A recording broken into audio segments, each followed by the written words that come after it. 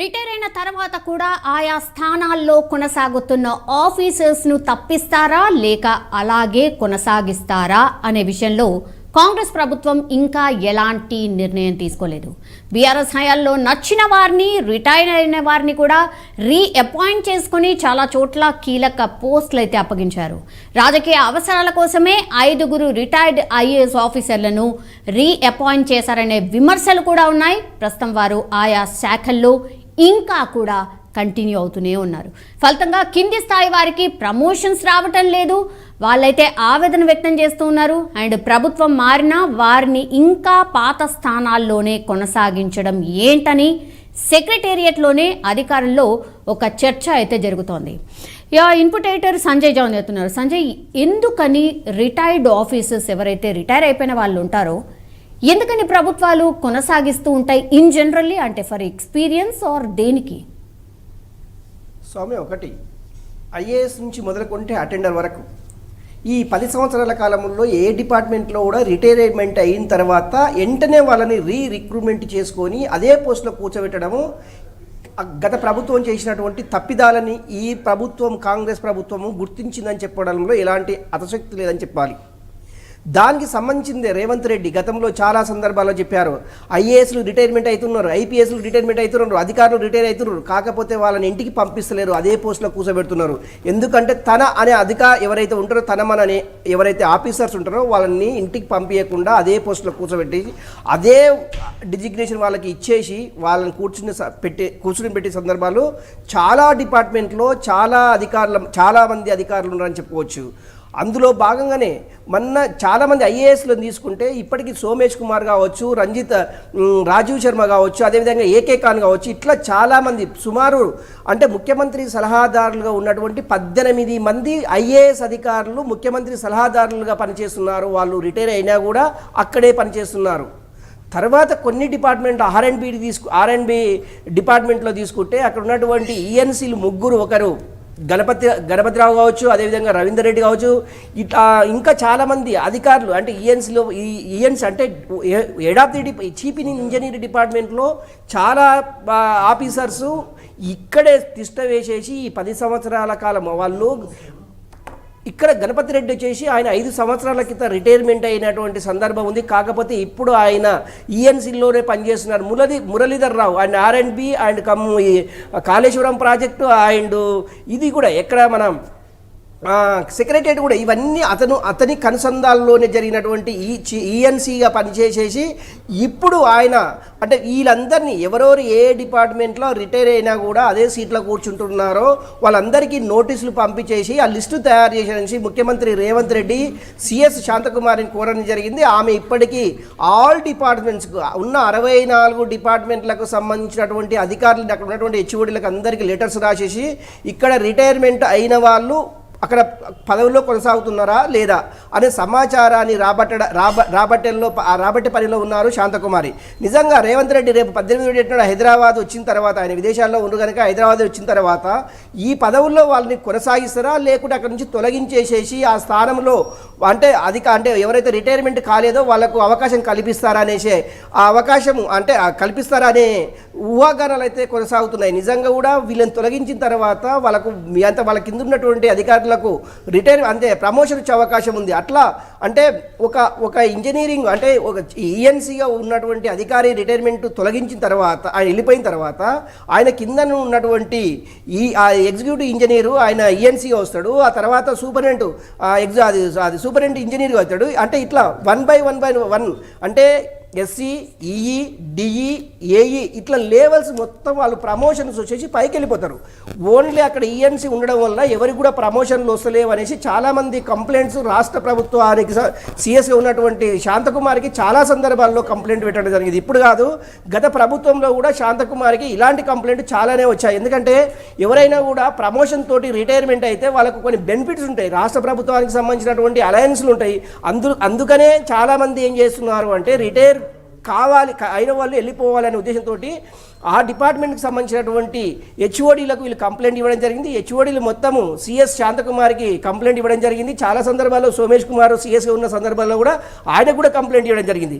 నిజంగా కూడా ఎందుకు ఇలా జరుగుతుంది అంటే రాష్ట్ర ప్రభుత్వానికి అనుకూలంగా పనిచేసే అధికారులను ఇంటికి పంపించకుండా అదే పదవిలో అక్కడే కూర్చోబెట్టడము గత ప్రభుత్వం చేసినటువంటి తప్పిదము. ఆ ప్రభుత్వం చేసినటువంటి తప్పిదాన్ని ఈ ప్రభుత్వం చేయకూడదు అనేసి రేవంత్ రెడ్డి యోచిస్తున్నట్టు సమాచారం. నిజంగా ఈ లిస్ట్ ఎంత పెద్ద ఉంటుంది సంజయ్, ఎంత మంది ఉండుంటారు? ఆ లిస్టే కదా కీలకం కాబోతోంది. అసలు ఆ లిస్ట్ చూస్తే మరి మనం కూడా షాక్ అవుతామా? ఎంత మంది ఉండుంటారు ఈ లిస్ట్లో? సౌమ్య, అధికారికంగా అయితే ఎంతమంది రిటైర్మెంట్ అయ్యారు అదే పదవిలో ఉండారనే సమాచారం అయితే ఇప్పటి వరకు ఎక్కడ కూడా రాబట్టలేదు. ఎందుకంటే ఇది రాష్ట్ర ప్రభుత్వంతో ఉన్నటువంటి ఒక అఫీషియల్కు ఉన్నటువంటి అది అనఫీషియల్గా ఉన్నటువంటి సమాచారం. ఎందుకంటే వీళ్ళు రిటైర్మెంట్ అయినా కూడా రాష్ట్ర ప్రభుత్వం వీళ్ళకి జీతాలు చెల్లిస్తున్నట్టుగా రాష్ట్ర ప్రభుత్వంతో ఉంటుంది సమాచారం. కాకపోతే ఇప్పటి వరకు సుమారు 500 మంది పైగా ఐఏఎస్ నుంచి అటెండర్ మొదలుకుంటే 500 మంది పైగా ఓన్లీ సెక్రటరియట్లో పనిచేస్తున్నటువంటి అంటే రిటైర్ అయ్యి పనిచేస్తున్నటువంటి ఉద్యోగులు 500 పైచిలుగా ఉంటారు. రాష్ట్ర వ్యాప్తంగా అయితే 1000 మంది ఉంటారు అనే ఉద్దేశం అయితే మనకు స్పష్టంగా కనిపిస్తుంది. వీళ్ళందరినీ తీయడం వల్ల మిగతా వారికి ప్రమోషన్స్ వస్తాయి. ఏ డిపార్ట్మెంట్లో అది కొరత ఉంటుందో అప్పుడు ఆ డిపార్ట్మెంట్కి సంబంధించినటువంటి నోటిఫికేషన్ ఇవ్వడం వల్ల నిరుద్యోగులకు ఉద్యోగ అవకాశాలు కల్పించబడతాయి. అంటే 1000 మందికి, అంటే సుమారు 10-15 వేల మంది అనుకుంటే ఒకవేళ అట్లా ఉన్నట్టయితే ఈ రాష్ట్ర ప్రభుత్వం కొత్తగా నోటిఫికేషన్ అంటే TSR Telangana public service commission నుంచి కొత్త నోటిఫికేషన్ విడుదల చేసి ఆ డిపార్ట్మెంట్కి సంబంధించినటువంటి నోటిఫికేషన్ ఇవ్వడం వల్ల అక్కడ ఉద్యోగ అవకాశాలు కల్పించిన వారు అవుతారు. ఈ రాష్ట్ర ప్రభుత్వానికి కొంత మేలు జరిగే అవకాశం ఉంది అనే ఉద్దేశంతో ఇలాంటి కార్యక్రమం చేపడుతున్నారు అనే ఒక సందేహం అయితే ప్రజల్లోకి వెళ్ళింది. దీనిపైన నిరుద్యోగులు ఇప్పటికే చాలా సందర్భాల్లో చాలా రాష్ట్ర ప్రభుత్వాలకు మంత్రులకు కూడా వినతి పత్రాలు అందజేశారు. రిటైర్మెంట్ అయిన వాళ్ళు ప్రతి ఒక్కరూ అక్కడ రిజైన్ చేసి అది ఇంటికి వెళ్ళిపోవాలి. కానీ అదే సీట్లో ఉండడం వల్ల ఏంటంటే నిరుద్యోగులకు ఉద్యోగాలు రావు, వీళ్ళకు వచ్చేటటువంటి ప్రమోషన్లు ఆగిపోతాయి అనే ఉద్దేశంతో ఇలాంటి సందర్భాలు చాలా ఉన్నాయి. వీళ్ళన్నిటినీ ఏరివేయాలి అంటే ఇది రిటైర్ అయినటువంటి అధికారులని ఇంటికి పంపించడమే తర్వాయి అని చెప్పగానే చెప్పింది ఇప్పుడు ఈ రాష్ట్ర ప్రభుత్వంలో ఉన్నటువంటి అధికారులు. ఒక్కొక్కరికి ఎంత జీతం ఉంటుంది సంజయ్? ఆఫ్టర్ రిటైర్మెంట్ ఈ ఆఫీసర్స్ ఎవరైతే మీరు చెప్తున్నారో వాళ్ళకు ఒక్కొక్కరికి ఎంత జీతం ఉంటుంది? సౌమ్య, అంటే వాళ్ళు రిటైర్మెంట్ అయ్యే టైంకు వాళ్ళ శాలరీ ఎంత అనేది రాష్ట్ర ప్రభుత్వం తాను అఫీషియల్గా ఉంటుంది. అదే శాలరీ బేస్ చేసుకొని వాళ్ళు అపాయింట్మెంట్ చేసుకోవడం జరుగుతుంది. ఎందుకంటే అపాయింట్మెంట్ చేసుకోవడము ఆ సిఎస్ అంటే అప్పుడు గతంలో ఉన్నటువంటి సిఎస్లు ఆర్డర్ ఇచ్చితేనే వాళ్ళు అదే పదవిలో కొనసాగే అవకాశం ఉంది. ఇది కోట్ల రూపాయలకు సంబంధించినటువంటి వ్యవహారం చెప్పింది. ఎందుకంటే ఒక పక్క నిరుద్యోగులకు సంబంధించినటువంటిది ఉద్యోగ అవకాశాలు దొరకక నెక్స్ట్ ఏంటంటే రాష్ట్ర ప్రభుత్వం మీద విపరీతమైనటువంటి బర్డెన్, అంటే ఇది అది ఫైనాన్షియల్కి సంబంధించినటువంటి రాష్ట్ర ప్రభుత్వం పైన మరింత బర్డెన్ పడే అవకాశం అయితే చాలా స్పష్టంగా ఉంది. ఒకటి ఇక్కడ 2 విషయాలు మాట్లాడుకోవచ్చు.